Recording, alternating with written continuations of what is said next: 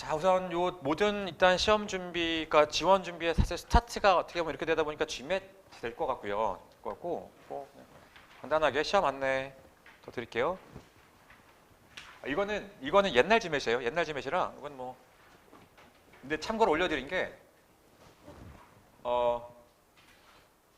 기존에는 매스 왼쪽에 있는 매스랑 그다음에 중간에 버벌 저 두 개를 가지고 800점 만점으로 점수 계산을 했었고 지금 이렇게 시험에서 점수를 만든 분들도 아마 올해 지원자가 꽤 있을 거기 때문에 여러분하고 이제 같이 이제 지원을 하게 될 텐데 우리가 지원하면서 제가 아까 얘기 드렸던 뭐 입학생들의 평균 이런 것들이 현재 이번에 지원한 분들까지는 거의 대부분이 오리지널 GMAT으로 지원했기 때문에 앞으로 여러분이 지원할 동안 학교에서 보게 될 스코어들이 대부분의 저기 기준으로 되어 있을 거예요. 근데 이게 환산이 조금 필요한 성적이다 보니까 요 뒤에 있는 요게 이제 지금 밑에 있는 게 우리가 지금 준비하게 되는 포커스 에디션인 거죠. 포커스 에디션이고 얘는 800점 만점이 아니고 805점 만점으로 만점이 돼 있고 저희 뭐 학원에 오셨으니까 뭐 복도나 여러 군데 저 환산표 저희가 만들어 놨고 mba.com에 들어가셔도 포커스랑 오리지널이 어떻게 점수가 환산되는지가 다 나와 있으니까 그거 좀 참고로 보시면 좋을 것 같은데 대략 포커스에서 받은 성적에다가 한 50점에서 60점 정도를 더하시면 그게 오리지널 GMAT 성적 정도 됩니다. 그러니까 내가 뭐 타겟 점수가 뭐 750점 정도가 되면 포커스로는 한 600대 후반 정도 받으시면 그 정도 아마 점수가 만들어질 거고 근데 약간 제가 살짝 걱정되는 거는 포커스로 변하고 나서 전체적으로 좀 시험을 잘 보시는 분들이 늘었어요. 이게 확실히 이게 시험이 편해졌어요. 일단 시간도 짧아졌죠. 3시간 7분에서 2시간 15분 짧아지면서 학생들이 좀 집중력을 더 좀 많이 발휘할 수 있게 됐고 그리고 이게 과목이 3개인데 끝에 있는 데이터 인사이트라는 과목이 사실은 매스랑 버벌을 합쳐놓은 거긴 하지만 매스 쪽에 조금 더 포션이 커요. 그러다 보니까 좀 수학에 강점이 있는 한국인들이 확실히 조금 더 점수대가 잘 나오는 편이에요. 왜냐하면 저희가 제일 많이 느낄 수 있는 게 오리지널 버전에서는 첫 시험을 보면 평균 성적이 한 600점 전후반이 보통 첫 시험 한 2달 혹은 3달 하고 났을 때 평균 성적이었는데 현재는 포커스를 오리지널 환산했을 때 한 630, 40점 정도가 첫 시험 평균 성적 정도 나오거든요. 그러니까 조금은 점수를 좀 넉넉하게 만들어 두는 게 낫지 않을까 싶은 생각도 조금 들긴 해요. 어쨌든 우리들끼리 뭔가 경쟁이 될 수밖에 없는 구조다 보니까 여기서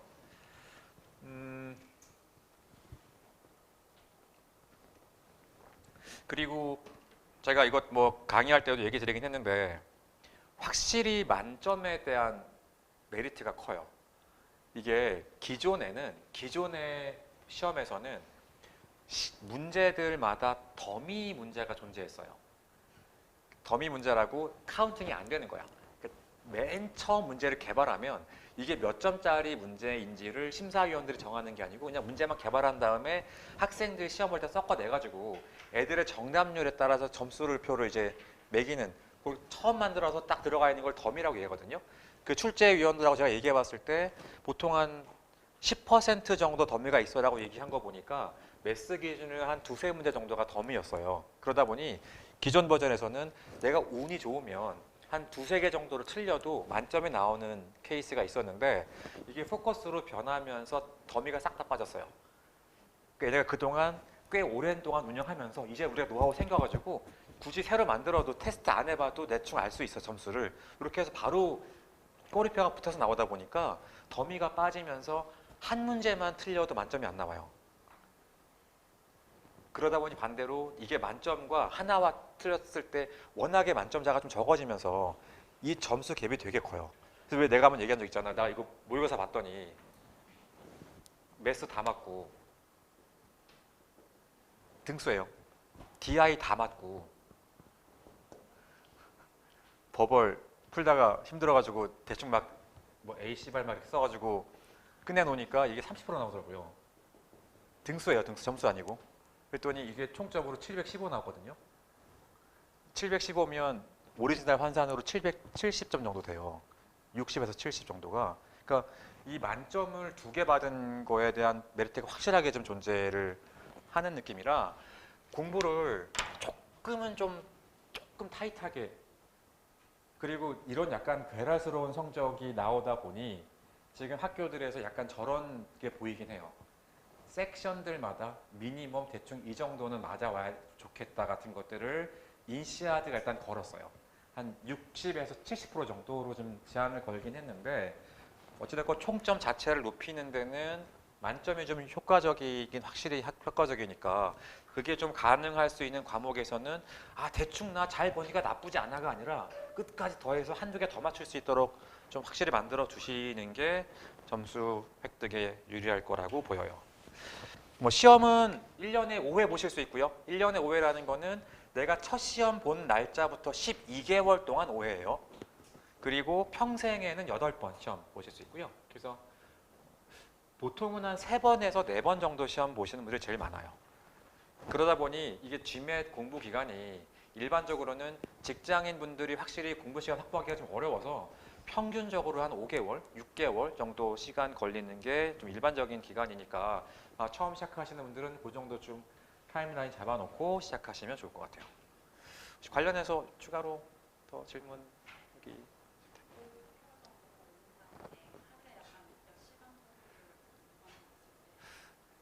하루에 충분한 시간 열심히 하셔서 네.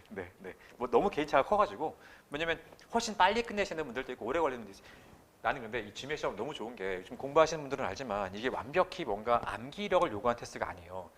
사고력을 체크하는 시험이다 보니까 솔직히 말하면 5개월, 6개월 공부를 하는데 그 기간 중에 상당 기간은 사실은 GMAT 공부하는 게 아니고 영어랑 수학 공부하는 시간일 때가 많아요. 그러니까 내가 생각을 못 쫓아가서 못 푸는 게 아니라 너무 오랜만이니까 수학 공식이 기억이 안 난다든지 너무 오랜만에 영어 읽다 보니 글을 시간에 못 읽어서 사실 못 풀다 보니 그 기본 능력을 기르는데 좀 시간이 걸리는 거지.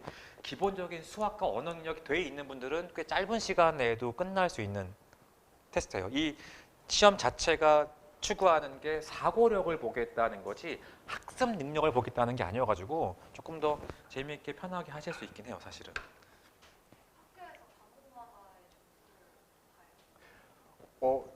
지금 이제 포커스로 변해가지고 아직 모르겠는데 인시아드가 처음으로 걸었어요. 꼭은 아닌데 그래도 과목마다 요 정도 점수 이상은 받아왔으면 좋겠어 라고 홈페이지에 걸어놨어요.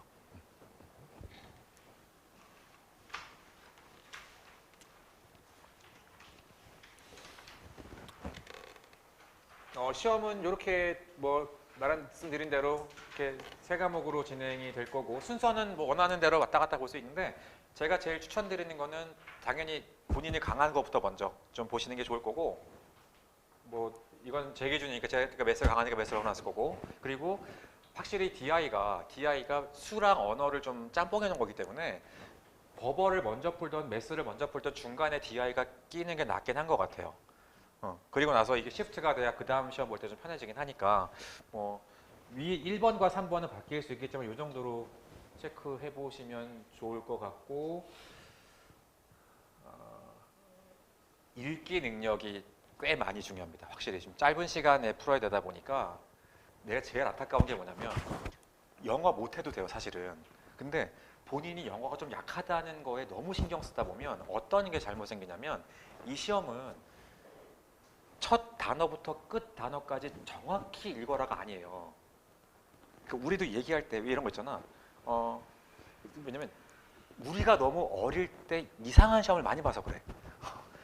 너무 거지 같은 거 많이 봐가지고 예를 들면 뭐 철수가 영희에게 꽃을 12개 주고 그 다음날 편지를 3개 주고 다음에 만났을 때 뭘 사주고 우리는 13개, 3개 이걸 적어놓는데 다 읽고 났더니 얘는 얘를 꼬시는 중인가 사랑하는 중인가 이거를 묻는 시험이면 근데 우리는 흐름을 봐야 되고 어디가 중요한 포인트인지를 좀 이 많은 정보 안에서 뭐가 핵심인지를 캐치하는 걸 해야 되는데 너무 하나도 안 놓치겠다고 보는 순간 오히려 이게 엉켜가지고 시간만 많이 걸리고 포커싱이 안 되는 그래서 시험을 잘 못 보시는 분들이 많아가지고 그 훈련을 조금 많이 해보시면 자꾸 글 읽고 한 줄로 요약하기 이런 트레이닝 많이 해보시면 그래도 좀 짧은 시간 내에 GMAT 빨리 끝낼 수 있는 팁이 될 거고 수학 같은 경우는 한국 교과 과정으로 한 중학교 3학년 정도 과정이에요. 어렵지 않은데 대신에 얘는 얘기했지만 정말 수학을 잘하는지가 아니라 수를 가지고 사고력을 체크하는 게 메인이어서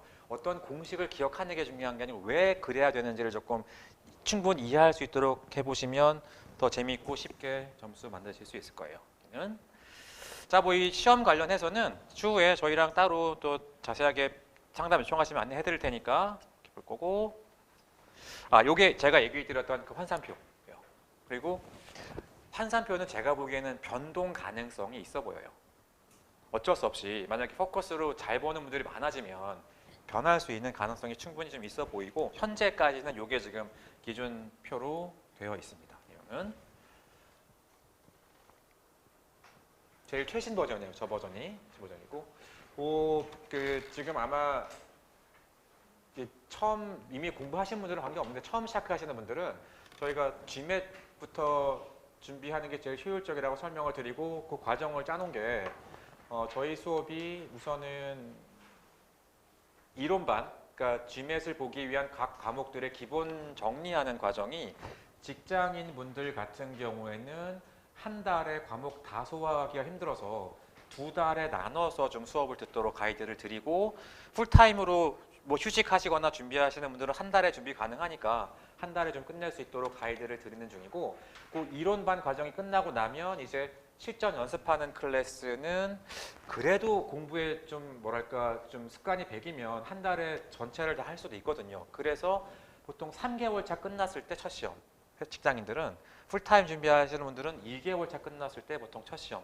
정도 보시는 걸 권해드리고, 조금 일정이 바쁘면 이게 4개월 차로 넘어가는 경우도 있긴 한데, 저렇게 되다 보니까 말한 대로 한 달에 한 번 정도 본다고 치면 3개월 차, 4개월 차, 5개월 차 혹은 뭐 4, 5, 6 정도 돼서 한 6개월 정도가 평균 소요 기간 정도가 나온다라고 아까 설명을 드렸던 거고, 요 각 파트 중에서도 특히 아까 얘기 드린 것처럼 수학이 조금 더 비중이 높아지는 바람에 요 수학 파트에 대해서 기초가 약한 분들을 위한 빌드업 클래스나 혹은 특정 과정만 좀 더 내가 보강하고자 싶은 분들을 위한 이런 특강들도 다 마련되어 있으니까, 드래곤 리더스에서는 최소한 수학 하나만은 다 좀 좋은 결과를 만들 수 있도록 도와드리고 있고, 그게 나중에 고득점을 연결되도록 해드리니까 수업 고려해 보시면 좋을 것 같고, 뭐 이미 듣고 계신 분들은 알겠지만 저희 또 제일 큰 장점 중에 하나가 수업 한번 등록하시면 이거를 오프라인 와서 들으셔도 되고 그 동일한 수업을 온라인으로 들어도 돼요.